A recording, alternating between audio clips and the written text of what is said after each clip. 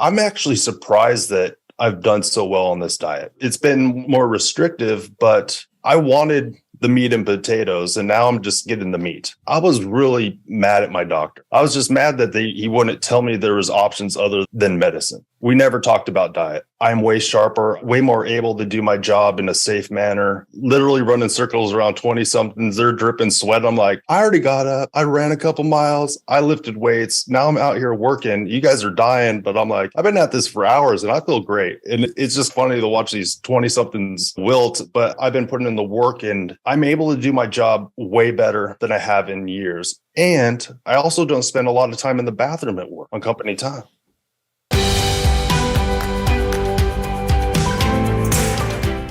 We've got Aaron with us this morning to share his success story. Aaron, can you hear me? Good morning. I can hear you. Yep. Perfect. Where are you located? I'm in Dayton, Ohio right now, but I grew up in Washington State. Okay. As you may know, I'm in Washington State right now. So I'm in Snohomish. What part of Washington were you in? Spokane, Washington. Okay. So you're in the eastern half of the state. So very nice area. I like the cow behind you. It looks like a little, maybe longhorn or something like that. I'm not sure what kind of cow that is, but it's not a longhorn, but something with horns. Anyway. Yeah. Good for you. Let's get started. Tell us a little about yourself. What's your background and tell us about what kind of stuff you overcame. I guess my biggest claim to fame is that I have 8 kids. That's usually when I bring that up, they're like, "Oh, you got a lot of kids." You're like Octodad. Yeah, but I was a troubled youth that in my early 20s ended up just trying to get my life back together, and I started just working hard at things. And I got into like youth outreach for many years, and so just hanging out with knucklehead kids, bumping knuckles, just trying to be a positive influence in their life, and met my wife there, and we were told we couldn't have kids. And then we made a challenge. We saw if we could make that not true. And so we ended up just having lots of kids. And then just through years and years of hard work and a bad diet, I found myself getting sicker and sicker over the years. And I did try to fight back dieting on and off for many years.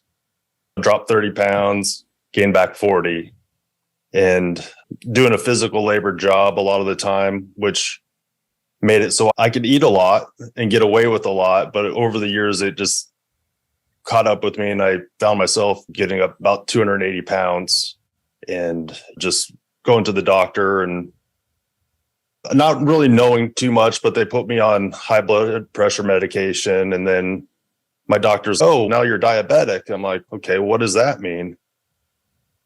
He's like, "That means you're going to have to take medication." I'm like, "Okay, let me look into this first." And I went home and I did 3 minutes of research on the internet, and I heard type 2 diabetes was reversible. And that kind of was the real catalyst, because it made me angry that I'd never heard anything about this before, that it was reversible for one, and then getting to see my lab results. I'm like, I've been pre-diabetic for years, but you never said anything about it.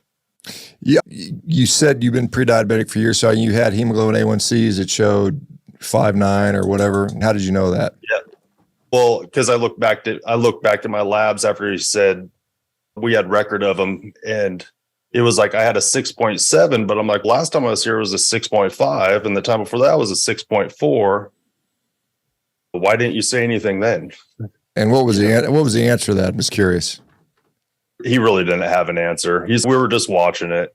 I see. Okay, so it's like watching somebody with an infection and saying, "Oh, just watch it and see if your leg falls off or not." So it's interesting. I think the whole concept of pre-diabetes is nonsense. You're diabetic, and you're just not as bad of a diabetic as you could be later. And it's just one of those things where the physiology is in place. And so interesting. So this is going on. How long ago was this again? Remind me.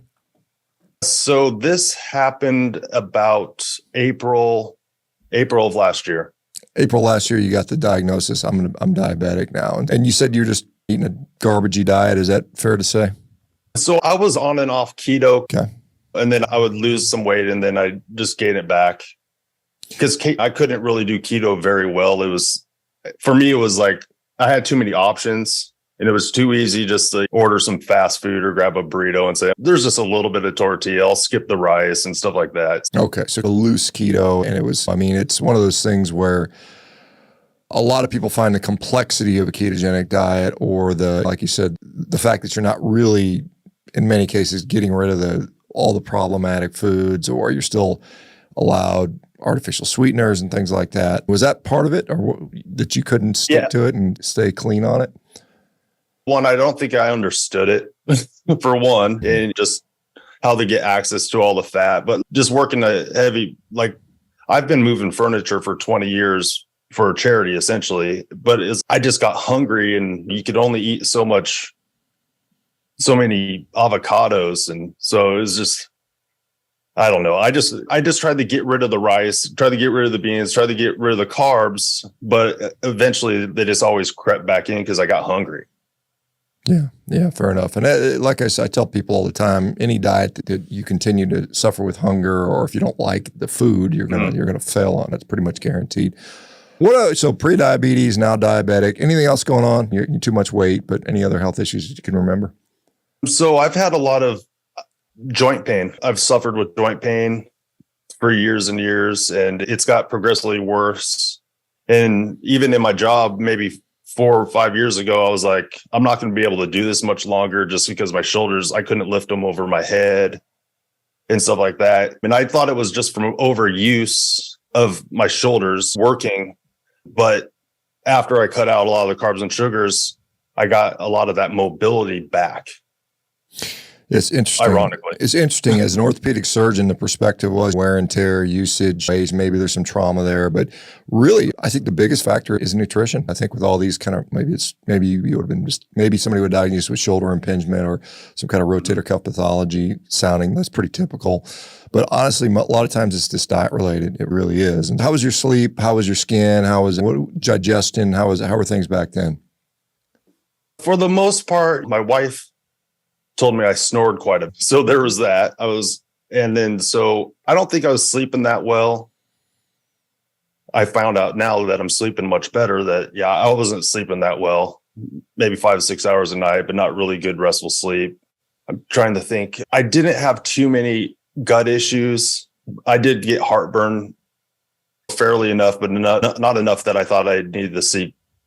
Took medicine for it, maybe a Tums every once in a while or something like that. Drink some milk. Yeah. So, I mean, it's kind of interesting because a lot of times we don't realize things are a problem until they're not a problem. For instance, I can remember with me, I thought my digestion was pretty normal. Then I stopped having the rumbling and the little bit of distension I thought was normal with the digestion. You're like, wait, that went away. That wasn't normal. Things like the hiccups. I never have hiccups anymore, which is a goofy one, but it's noticed itching. That's interesting. I never, you're saying the same thing. You haven't hiccuped in a while, probably. I didn't ever consider till you just said that. Oh yeah. I don't remember last time I've had hiccups. Yeah. It's kind of weird because we're used to it happens every once a month or something like you say, oh, I got the hiccups, but there's a reason for that. And it's not that you're healthy. It's that there's some sort of diaphragmatic irritation or something going on or something triggering that. And you just don't think, why don't I hiccup anymore? Why is that? Why is that normal? Maybe it's not. Okay. So you're trying this dirty keto. You're sometimes on, sometimes off. You keep backsliding, failing on that. Where does the decision to go carnivore, how did that evolve? I'm kind of an extreme guy, I guess, sometimes. and I saw some just YouTube videos. I saw you on Joe Rogan. I saw some other videos. I'm like, this is a no carb diet. And I just knew, I've heard that it's good to get off the carbs. I'm like, okay, let me try a no carb diet. And when I first started, I was like, I didn't even want to say the word carnivore because I was like, this kind of has some negative connotations. It seems weird. Like I'm only eating meat. Everyone is going to think I'm crazy, but I'm like, I don't care. I'm going to see what happens. I'm going to go 30 days and just eat meat and see what happens to my body and see how I feel. Because at that point, I was really mad at my doctor. I was just mad that he wouldn't tell me there was options other than medicine. We never talked about diet. Yeah, it is a very particularly disturbing thought that when you get diagnosed with diabetes, particularly type 2 diabetes anyway, here's your meds, you're going to be on the rest of your life, and there's no discussion of, hey, can I reverse this, which we clearly see every day. So 30 days, you can eat all meat despite your doctor, which I think is funny. But anyway, what happened after 30 days? Tell us, how did that work for you? I only ate carnivore for about a week before I went to a doctor's appointment and got my labs done. And my doctor, he started saying the word statin that quick. And I'm like, I left that consultation. He was like, I didn't tell him, but I was like, I'm not surprised my cholesterol is high because I've been eating meat for a week only. But at the end of that 30 days, I was like, something's different. And right off the bat, my wife told me that I stopped snoring. I'm like, okay, I didn't even know I snored because I'm sleeping. But I just thought it was one of those things that men were supposed to do, to fend off bears in the woods when they're sleeping. But within 30 days, I started having the feeling like, do you know what? I'm going to go 90 days. I need to try this longer. This is not enough time. Okay. So you stop snoring. That's a good sign.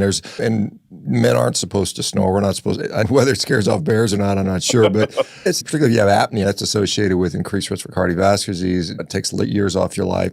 So you've already improved your health by stop snoring, at least in that aspect. So you decide I'm going to tough it out for 90 days. So then what happens?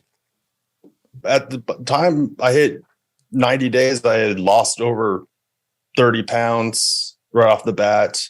My energy level was increased so that I was out running. I started lifting weights, all the things that I told myself I was going to do that I always gave up on. I tried to do it intermittently, but I was able to have all this energy and drive. And I was like, I feel at least 5 years younger at that point. I'm almost 45 now, but I was like, wow, I can't believe I actually got to this point. And at that point, it was also just, I was like, I don't think I can stop this, because I felt like I had more healing to do. Yeah.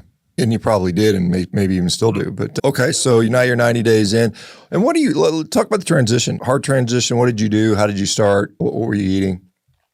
So mostly I went into it eating bacon and eggs. I wasn't really limiting what I was eating at first. I was like, no carbs. So eat some bacon and eggs. And then over time, just watching different videos and just ways of eating. I heard about lion diet and how if you eat beef, it's less inflammatory. I'm like, let me just try to eat mostly beef, salt and water. So I transitioned to just eating 2-3 pounds of beef a day. I found that I like meat in steak form better than braised or hamburger, but I could do it from time to time. It just seems to settle well with me. I feel more full. And so I just stuck to that. I did add some cheese here and there, but I found that I had an intolerance with the cheeses. I noticed if I ate the cheese that I could have I started having some more joint pain and stuff like that. Okay. So is that across the board generally with dairy? Just dairy in general was leading to that? It seemed, I noticed I used a little bit of heavy cream in coffee for a while, and I never noticed it then. But if I decided I was going to put cheese on some hamburger patties and eat them, that I should start expecting some joint pain. And so I got off of it, and I tried it again, and it happened again. And I was like, I didn't want to not be able to eat cheese.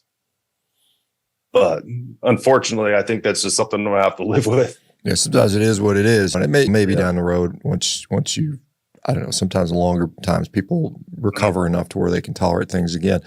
So are you just a little over a year into the diet now? Is that where you're at? I just had my 13 months. Yeah. Okay. So you've been able to maintain a year pretty much on carnivore without any major issues. So after 90, did you continue to notice improvements after the 90 days? Yes, I ended up losing another 20 pounds. So I've lost about 50 pounds. And I went and I did I found a lot of increased energy in my life. So I was able to start working out 3 days a week. And then after 6-7 months or so, I started working out 5 days a week. So I work out Monday through Friday. I try to get some cardio, and I've been hitting heavy weights. And I like doing it. So I have the increased energy, I have the strength to do it. And I'm really thankful for just the strength that I've got from doing it and just the ability to do it. And I was just struck with the thought that I felt like I just kept getting older and older, but I was getting sicker and sicker. And now I probably feel better than I have since I can remember. And I'm out working 20 somethings at work these days. And other than your wife noticed, obviously she noticed you stopped snoring, clearly has been able to see you lose 50 pounds. Yeah. Has she noticed anything else as far as your diet? Is she like, hey, don't do this. This is dangerous because you're eating all meat, or what's been the dynamic there? My wife just got off her second 30-day carnivore challenge. Okay. So she's on board with it. How's it doing? Because she's seen the change in my life. Yeah. And it's been making her make some changes in her life, and even some dietary changes with our kids.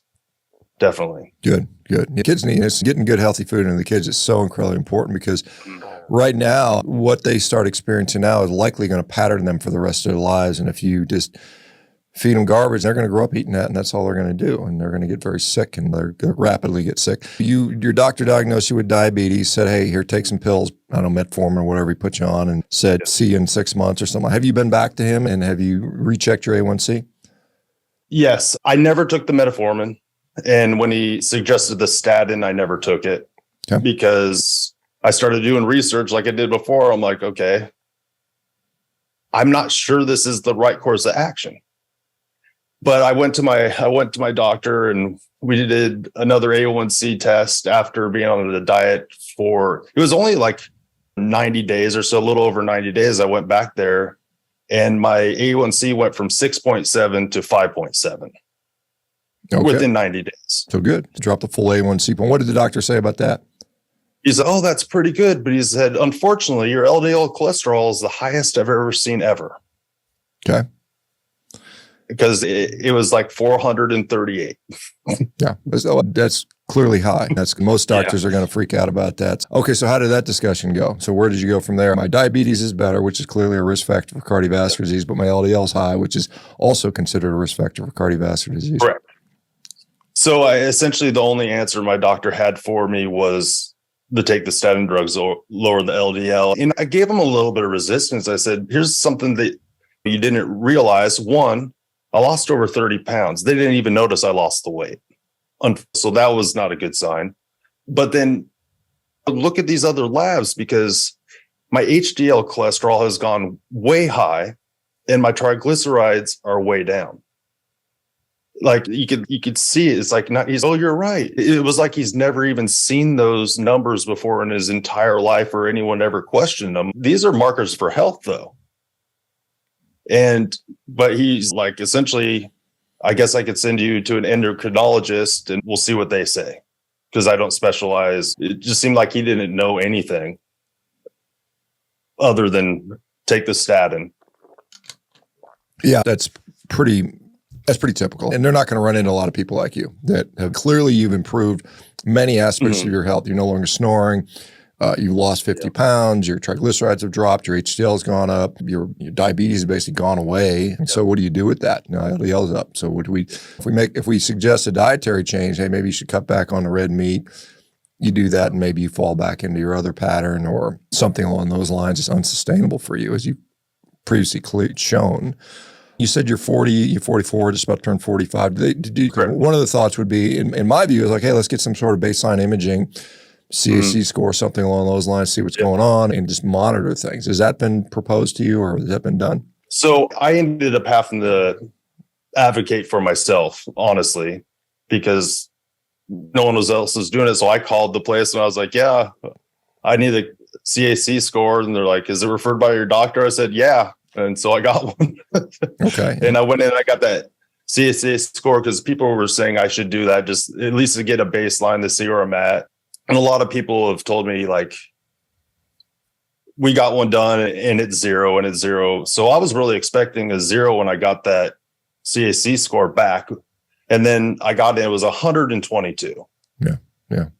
Very likely most people will suggest that's the accumulation of 10, 20 years of data, basically. So that's your baseline. Whether it's gone up or down in the last year, hard to say. There's some evidence that can go down, certainly can go up. And so the plan, like I said, I would be like, let's re-image you at a certain interval down the road, maybe a year from now, maybe 3 years from now, because you had heart disease. You have heart disease. That's known. You had diabetes. That's known. You were eating a garbage diet. You were at least 50 pounds overweight. All those things over time have added up. And so now you've obviously reversed the weight, you've reversed the diabetes. I don't know, was your blood pressure ever elevated? Do you know if that was ever an issue for you? Yeah, so my blood pressure was elevated before going on this diet. And so I was taking blood pressure medication for at least a year before that. Okay. And so my blood pressure came down significantly. And I do suffer from white coat syndrome. It seems like it's higher at the doctor. Yeah. But when I check at home, it's never high at home. The last time I went in to this other doctor, it was like 118/76. Yeah. Instead of in the 140s and 160s. Yeah. So that's another risk factor that's improved. Are you on blood pressure pills still, or are you off those?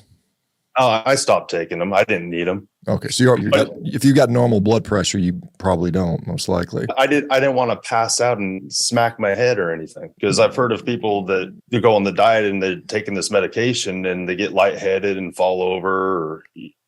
My blood pressure was fine at home. You said you need to keep taking them. And I'm like, this is not right, because it's never high at home. So I just took myself off of them. Yeah. Okay. Fair enough. So as far as you said, you've now been able to exercise, your joint pain, remind me where were you having joint pain, and how has that improved? It was my shoulders, and it seemed like they gravitate around certain times of year, fall and the spring, but sometimes I'd get tennis elbow and I'd get carpal tunnel feelings. And then sometimes it would be down in, it might've been gout. I'm not exactly sure, but I struggled with a lot of inflammation. Just inflammation problems. Yeah. And that has improved, I assume, with the diet. Yes. And ironically, my mom told me a couple months ago that I was allergic to dairy when I was a kid, but she never told me that as an adult. Okay. Let you figure it out on your own. Yeah. 40 years, some years later. You don't tolerate dairy. You're on carb. So what does your diet look like these days? You start out bacon and eggs, and I'm sure some beef and stuff like that. So what are you doing these days? I am sticking to mostly beef. Really. I got 2 whole chuck rolls into my fridge right now. I butcher up my own chuck rolls so I get good deals on, and I eat mostly beef, salt, water. I had a couple eggs this morning, but I typically don't eat breakfast Monday through Friday. I usually just fast and just eat lunch and dinner within the 4 to 6 hour window. And depending on how I feel, 1.5 pounds of food, of steak, to up to 3 pounds a day, 2 to 3 pounds of meat per day. And I'm 6'4". I'm a big guy, but I do find myself getting hungry too sometimes, so I just eat more steak. Yeah, well, that makes sense. If you're hungry, you're supposed to eat. That's why we have hunger. There's a reason for that. And so you said you've lost 50 pounds. So what do you weigh now? So you're 6'4", and what do you weigh? So I got down to 220, but I'm about 227 right now. Yeah. Okay. So that's decent. But I've been hitting the weights hard. So yeah, it's probably less muscle than I think, but I'm trying to keep at it and just see how far I can get. Yeah, well, good for you. I think that's important. 6'4", 225, 227, whatever. So how much food does it require to keep you going? I find that I'm pretty good about 2 to 3 pounds of meat per day. Yeah. And it depends. Because some days I'm not as hungry, and other days I just get really hungry. It just depends on the day. And after being over a year, you just tell when you need to eat more food. And so I don't try to beat my body too much. If I need to eat breakfast a day, I was like, I'll just eat some breakfast and I'll go to work and just call it. Yeah, fair enough. And I think it's as designed. Like I said, Our appetite is supposed to inform us when we need to eat and what we need, and when we're eating the right appropriate diet. I think it works pretty well. As far as you said, you used to fall off because I just want to eat whatever garbage, but keto wasn't working. Do you find that it's fairly easy to stick to this? You're having a lot of cravings. Do you find that your appetite is pretty well regulated? I'm actually surprised that I've done so well on this diet, because it's been more restrictive, but I've always not really had a sweet tooth anyway, just every once in a while. And I wanted the meat and potatoes, and now I'm just getting the meat. And I do every once in a while think, it'd be nice to be able to add a little bit of this in or that. But then I was like, I'm just going to eat first, and then I'll see if I have any of these cravings. And usually when I'm full, I have no real desire to go out and just eat a bunch of junk. So I have not ate any junk in 13 months.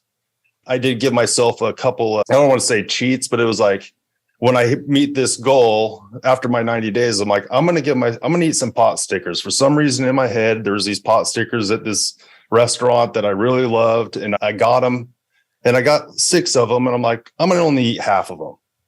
And I got them, and I started to eat it, and I was like, this just tastes like flour. This is not even good. And so my palate had changed, that it just didn't taste good. And so that really, I felt like grew me up. My tastes have changed. And at 6 months, I got some really fresh hummus from some Mediterranean place, and I dipped my steak in it. But I did it on purpose. And so do you cheat? I'm like, I cheated on purpose. And I cheated because people will get really uppity about eat only the meat and stuff like that. But I'm like, but I haven't gone out and essentially said everything sucks. We're not living. I'm just going to go smash down some food like that. I've worked too hard. I've worked way too hard to do that. I'm not doing that. I'm not going to just give in. And I can't, it's not in me. Yeah, fair enough. Good for you. You've already come this far, and like I said, you've reversed a number of things. You said you got some kids and you've changed some of their diet. What kind of dietary change have you made for the kiddos? So what I do is I buy all the eggs at the store possible. Unfortunately, the prices are coming down these days. But so we switched, instead of the typical like breakfast cereal or oatmeal that they end up needing a bunch of brown sugar in, we're doing eggs. And they are eating some carbs because we'll do breakfast burritos. And right off the bat, my wife, who homeschools our kids, said, okay, we're going to have to continue to do this, because she had seen changes in behavior with some of them are like more rambunctious kids right off the bat. They just seem more even. How old are the kids? How many you got?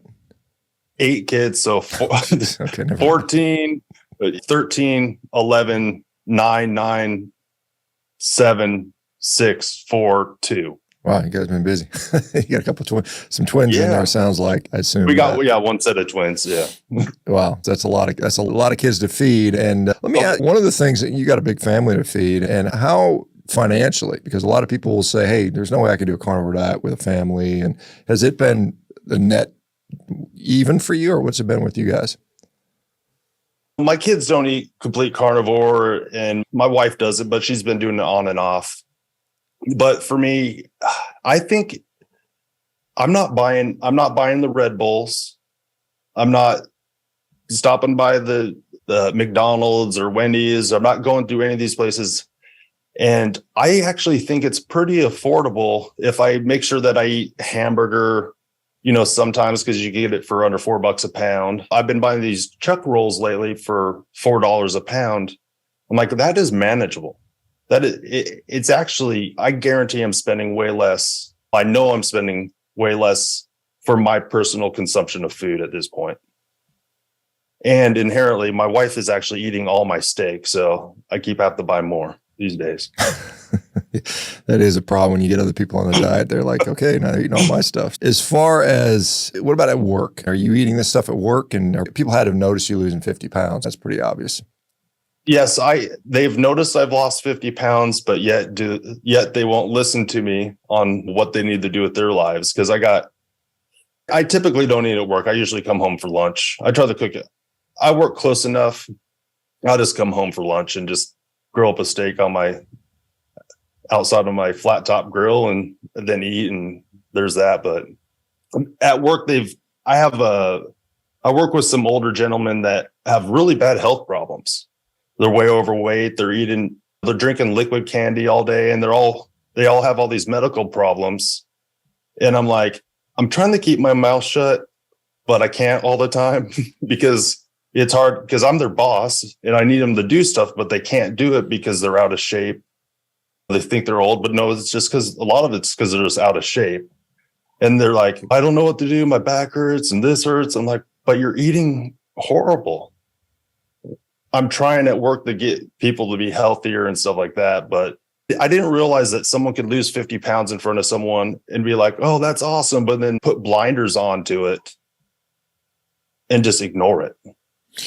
Yeah. Like I said, I think they're not ignoring. I think some people are registering. Maybe you're surprised how many people you impact, and eventually it turns out. But a lot of them, a lot of them are just addicted to this stuff. They literally, it provides them too much momentary pleasure for them to give up, and they're very addicted to that. And so it's tough to get people to make that decision. Some of them have to be so damn miserable. I've got a series of guys that follow me on Twitter now these guys are all 400, 500 pounds. How rock bottom do you have to get to be that big before you said, okay, this is just ridiculous at some point? And fortunately, you figured it out when you got that wake up call that, hey, I'm diabetic. Yeah. But the reality is I didn't know better either. Yeah.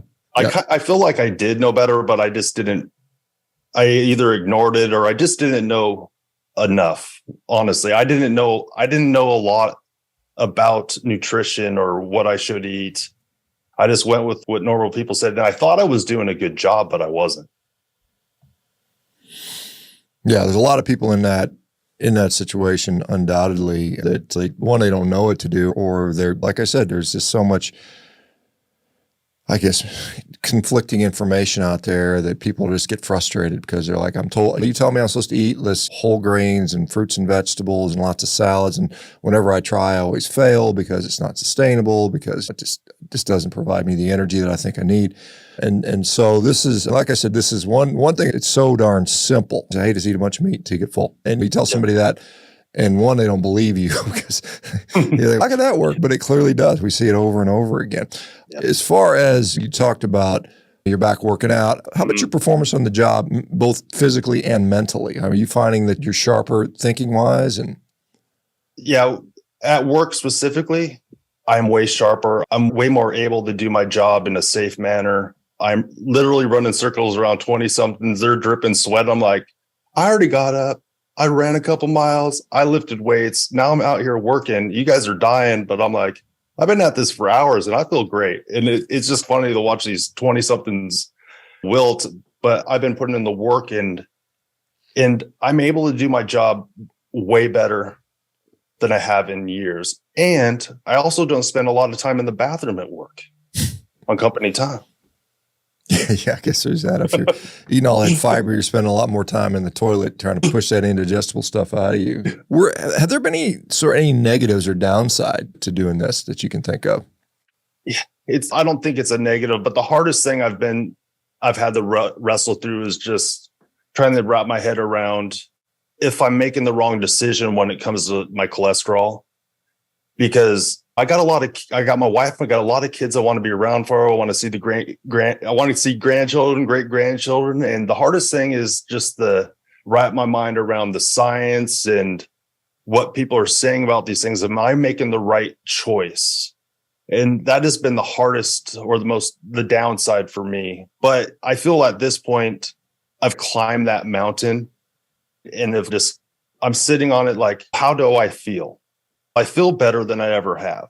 I still have days I don't want to do stuff, but I get up and do it anyway. But how I feel matters. My quality of life matters at this point. Yeah, and I know if I continued to eat the way I was eating, I was only going to get worse. I wasn't getting better that way for sure. And I'd probably have a heart attack headed that way also. Yeah, this is a great dilemma because it comes up not infrequently. And it's like, one, my quality of life is important. Two, there's unknown with regard to, is this going to significantly increase my risk for cardiovascular disease? There's some people that clearly say, yes, it absolutely does. But then when you look at all the other factors, the reduction in hypertension, the reduction in diabetes, reduction in body weight, the reduction in inflammation, all those things are factors. And it's like, where's the net effect there? You were on your way to having heart disease with the CAC score, 112 or whatever it was, or 120 or whatever it was. And you were doing the things that were giving you heart disease. And so the question is, did you shut those down or are you increasing it? And really the only way to find out is serial testing. If it was me, I would probably in a year just get another one and see, hey, is it still the same? Has it gone up? Has it gone down? Has it gone up significantly? Has it gone down any at all? Or is it staying the same? And that's how I would approach this. I wouldn't just ignore it because I think that's a problem. I wanted to get that baseline. I think a baseline is good. Yeah. In 1 year, I'm hoping it's lower. Yep. but I definitely don't want it higher. Or significantly higher. If you talk to guys like Ivor Cummins or Dr. Agassiz, they'll say as long as there's no significant progression, if it's up a point or two, no big deal. If it's up, if it doubles, then you're like, okay, there's a problem here. So you just have to see. You're young enough to where you can probably tolerate that. But anyway, some people will say, hey, just take the statin in addition to this and knock it down and keep eating a regular diet. I think that's an option too. Of course, the issues with that are side effects, and statins in some people increase the risk for diabetes, and you're already diabetic or were. So it's not an easy decision. I don't pretend to know the answers for everybody, but I think it's just something to get as much information as possible. As far as you said, you're eating 2 to 3 pounds of meat a day, so you're getting 200 to 300 grams of protein a day, which is, in my view, adequate protein. I easily get that every day. I usually eat about 300, 350 grams of protein a day. I'm a little bit bigger than you. I'm 6'5", maybe 260-ish right now. Do you worry about like extra fat? Are you one of these guys that's like throwing sticks of butter on everything, or you just eat to whatever feels good? I have tried to add extra fat to stuff, and I feel like it might have increased my energy just a little bit, but I didn't like how it just weirds me out eating sticks of butter, for one. Just on the side. I don't mind a little bit on a steak or something because it actually tastes good with some salt, but a bunch of it I feel like it loosened up my stool quite a bit, and I didn't like that. And so I tried that only for a month because I was I want to get a certain amount of protein and I want to get a certain amount of fat. And I was like, because I wanted to like dial it in and just try to get exactly what my body needs, see how lean I could get and stuff like that. And I was able to get down to 220 pounds, but it feels like my body likes being about 27% body fat at this point. I just started eating a little bit, brought it up just a little. That's what my scale says. I'm not sure exactly what it is, but I have abs now, so that's cool. Yeah. And I think one of the issues is if you're eating all this extra fat. Now, I'm not, like I said, I'm not a big proponent of munching sticks of butter. I think there's some people that can do okay with that for a while, but I think, again, loose stool. So where's all that fat going? It's just going in the toilet, eating stuff that's not even being absorbed. So you saturate your threshold. And so I think that too has its drawbacks. And whether you're 20, you see some abs, so that's a good sign. Those scales, usually these are bioelectrical impedance scales, and they're subject to a lot of potential error depending on how hydrated you are and things like that. The more hydrated you are, the less body fat it'll show. And so I don't know how accurate those things are. I don't think they're that accurate because there's no way I haven't been gaining muscle. Yeah. If you're getting, like I said, you can look in the mirror a lot of times and see, if you're getting stronger, and it's usually consistent with gaining muscle. Yeah. When's the next time you go to see your doc? When's the next time you're doing that? I think about a month. Yeah, it was every 3 months, but now he's made it 4 months because I think he's tired of talking to me. Yeah, probably. But my endocrinologist, I went to the specialist, and he's already on drugs. I'm like, on statin. I said, no. He's like, why? Like, this is high. I'm like, could I get like a subfraction test? I want to make sure if the LDI I have is the big fluffy stuff or the damaged kinds. And he's like, no, maybe you should try somebody else. Essentially, I got fired by that doctor because he essentially told me that the only thing he could do is give me statin drugs. And I'm like, how low does it need to be? He's 70. But he literally said, but the drug companies pay for these numbers to be lower. I'm like, okay, even if my body makes 80% of my cholesterol, I'm like, that's not that much of a lower. That's nowhere near 70. So I got fired. Yes, like I said, I think the guidelines now, if you're diabetic, they want it under 70, which, I mean, if you're not, they want it under 100, which is, it's just, I have some issues with those numbers as far as they're not consistent with normal human. There's some people out there saying it should be the same as a baby. Baby has cholesterol of 20 or something like that. They're born with it. Like, babies are sucking down saturated fat and breast milk, and there's a lot of inconsistencies there. And I think our physiology doesn't need to be what a baby's doing, but yeah. So I'm actually surprised you went to an endocrinologist. You're type 2 diabetic that resolved it. I'm not sure what the need was for. I'd surprised they didn't send you to a lipidologist or a cardiologist perhaps, but irrespective of that, you have to, like I said, you have to take a lot of times you have to take your health into your own hands, and you've got the most to gain or lose from this. And for them, you're just another name on the chart, another name on the clinic schedule. And in a lot of cases, they've got very little invested in your health other than as a consultant. What about let me ask you this question. If, let's just say, when it's all said and done, you're at higher risk for heart disease. Maybe the reduction in diabetes and hypertension and weight loss and inflammation doesn't overcome the increase in LDL cholesterol, and your quality of life is clearly improved. Would you trade the quality of life for a reduction in heart disease risk at this point? What are your thoughts?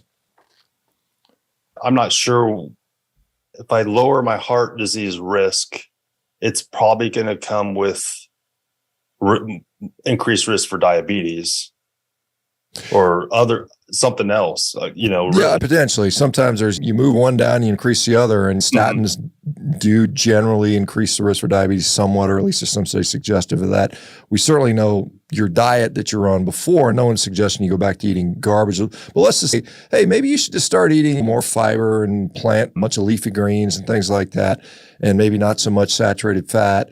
And maybe that diet's sustainable for you. Do you think you could do it? Do you want to do it? My guess is I would be hungry all the time, for one. And I'm not sure about that because I don't believe, I don't know. My quality of life is so much better. I don't want to lose toes. I know that. I don't want to get diabetes. I don't want to lose toes. If I had to eat a few leafy greens here and there, that's fine. But I don't want to cutting out all the saturated fat. I don't think that's the problem, honestly. Again, that's certainly debatable, and we don't know. We don't know for sure. Like I said, I know we can look back historically and say, hey, humans are eating tons of saturated fat for millennia, and they didn't have all these chronic diseases. At least we don't think they do. And the counter to that is, well, they only lived to 30, which is also not true because its infant mortality rates were much higher.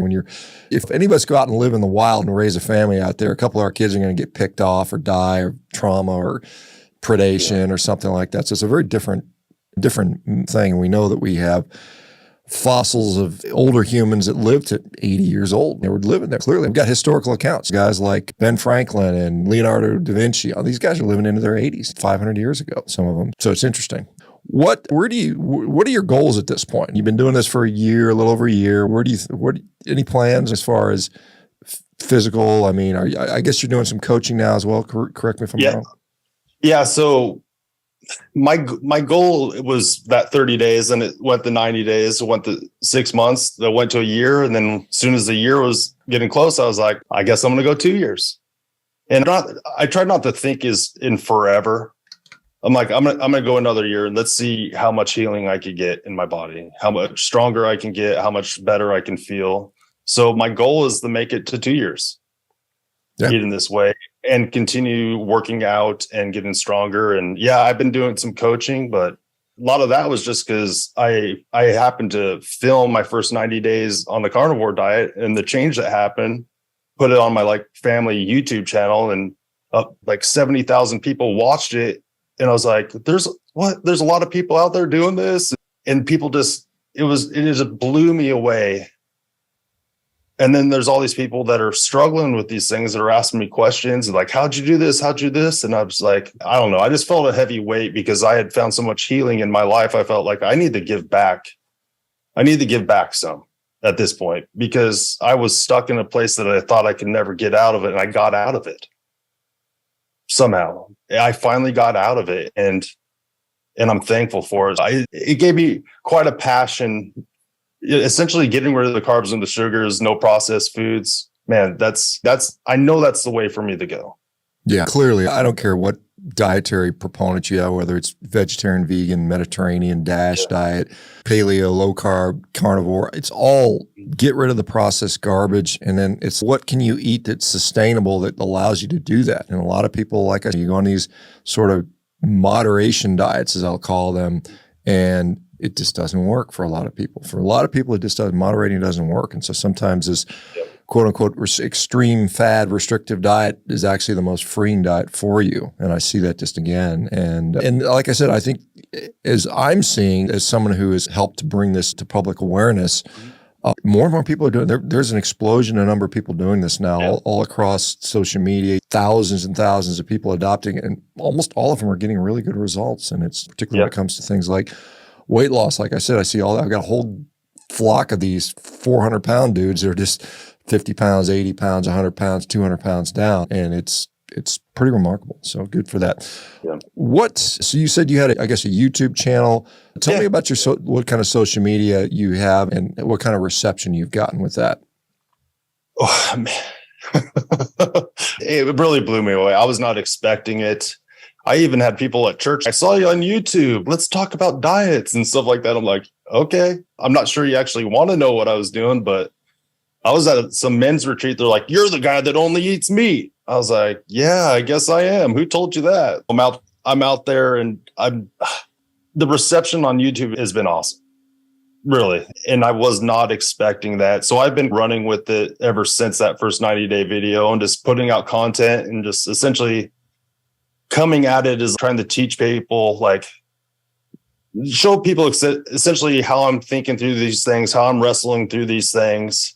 And as a regular guy, there's a lot of regular guys out there that are like 50 pounds overweight that don't realize within 90 days, your life could be different radically. And to me, it just blows me away because 90 days is nothing. When I was doing the 90 days, it seemed like a long time. But now after a year, I'm like, that was nothing. That was nothing. And I got that much healing in 90 days. And I got friends that have lost toes that have A1Cs up in the 12s. I'm like, try this for 90 days, please. But I don't know. It's made me passionate in that I just continue to put stuff on YouTube, and doing some coaching is helping me continue to make sure I'm learning constantly and trying to make sure I'm paying attention to how I feel. And it's been a huge blessing in my life, honestly. Yeah, that's really, really nice to see. And like I said, when I'm traveling, I get recognized now a fair bit just because I've been doing this for a while. And it's always nice to meet people, and they're always very appreciative of being impacted positively. So it's got to make you feel good to have people like maybe are you hearing from people that have followed in your footsteps and have had some good things happen to them? Yeah. Yeah. And some days I'm like, I can't believe this has happened. And other days I'm just not content with only those people listening to me. I was like, there's more of you. There's more of you. You need to try this and just see how your life can change. Someone actually sent me a picture of a steak that they painted for me. So I'm doing something over here. Nice. Good for you, man. I'll tell you what, we unfortunately are running out of time. Aaron, just tell for people that maybe want to check out a YouTube channel or get a coaching session with you, tell us where to go to find that out. You go to thekilbylife.com or the Kilby Life on. How do you spell that? Kilby. Kilby. Okay, Kilby. Okay. Yeah, it's right on my shirt. Oh, okay. Okay, got it. There you go. That's a good way to do that. Perfect. So that's your last name. Okay, I get it. Okay. Yeah. Good. Awesome, man. Thanks for coming on. Thanks for sharing your story. Good luck. Like I said, I just keep an eye on that heart. Make sure you're checking that stuff. Get a repeat scan and figure out where you go from there. All right, man. Thank you so much. For everybody else, we'll see you guys tomorrow, Saturday. So we'll see you guys tomorrow's an open session. We don't have a guest, so we can just shoot the breeze and talk to you guys soon. Everybody take care. Bye-bye now. Hey folks, it's Dr. ShawnBaker here. If you guys are enjoying these success stories, you can become your own success story. You can do that by heading over to CarnivoreDiet. You can sign up for a free 30-day trial and get started today. We're looking forward to supporting you. Our community is wonderful, and we'd love to see your success.